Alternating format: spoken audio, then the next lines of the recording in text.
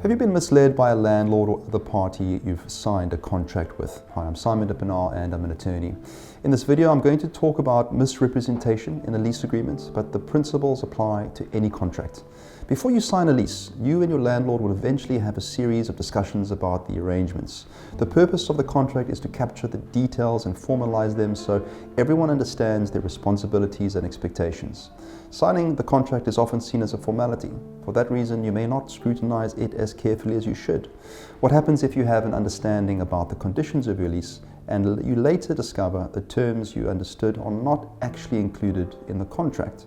For example, perhaps you believe the furniture is included in the rental amount. After 6 months, the landlord demands the furniture back. You assume you're covered by the lease agreement. But when you review it, you realize there is no explicit clause confirming the inclusion of the furniture. What can you do? The lease is not the watertight, get out of jail card the landlord might think it is. A landlord may not rely on a lease clause if they have made false or misleading statements to you before entering into the lease. This is known as misrepresentation. It may be fraudulent, negligent, or purely innocent, but it is misrepresentation if you have been tempted into entering into a contract by a misrepresentation of facts. If your initial discussions led you to believe the furniture was included in the rental, the landlord is guilty of misrepresentation of the reality. But it's equally possible that you misunderstood the landlord, who is in fact acting in good faith. The primary issue is the difference between the written lease agreement and the actual intentions of you and your landlord. Determining the true intentions requires looking beyond the written agreement to both of your actions. To pursue a claim for damages, you must establish that misrepresentations are made or were made when you entered into the lease agreement. In contract law, the principle of honesty and transparency is critical. A key concept in contractual agreements is material misrepresentation. Misrepresentation is defined as an untrue statement of representation concerning an existing fact which is made by one party with the aim and result of inducing the other party into concluding the contract. That's a bit of a mouthful. Now, what it means is that the other party fully intended to lead you up the garden path.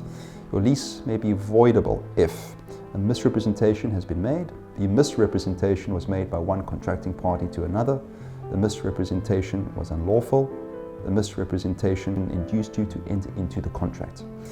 Now, there are 3 types of misrepresentation. There's intentional. Your landlord made the statement they knew to be false with the intent to deceive. You may claim damages and decide whether or not to uphold or rescind the contract. Then we have negligent misrepresentation. Your landlord made a statement they believed to be true, but they failed to carefully communicate the correct information. Here you may have a claim for damages or you may choose to rescind the contract. Then lastly, innocent misrepresentation. Your landlord made a statement neither fraudulently nor negligently. In other words, it was a genuine mistake. In these circumstances, you don't have a claim for damages, but you may have the choice to uphold or rescind the contract. If you've been misled into contracting by a misrepresentation, you have a number of options to remedy the situation. You can seek to have the contract rescinded or set aside, essentially undoing the agreement and returning you both to the position you were in before the contract was entered into. However, if you're already living in the property, this could be tricky. If you've suffered financial loss due to the misrepresentation, you may seek monetary compensation from your landlord. For example, if you have already returned the furniture and spent money on buying your own. In cases where damages are inadequate, the court may order specific actions, compelling your landlord to fulfill their contractual obligations as originally agreed upon. In this case, it would mean leaving the furniture in the property for your use. For a misrepresentation claim to succeed, you must be able to prove the following. The statement or conduct was false and was made either intentionally or negligently. The misrepresentation induced you into entering the contract. The misrepresented fact was significant enough that it influenced your decision to enter into the contract. For example, you may have only been considering furnished accommodation. You as the innocent party reasonably relied on the misrepresentation when entering into the contract. Now, I've used this simple example to illustrate the concept of misrepresentation and what to do about it. In my experience, misrepresentation can happen by either landlord or the tenant.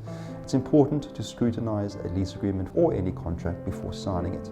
If you've experienced misrepresentation and haven't been sure what to do about it, or if you are about to enter into a lease agreement and would like to review it, give me a call on the number below. I can help.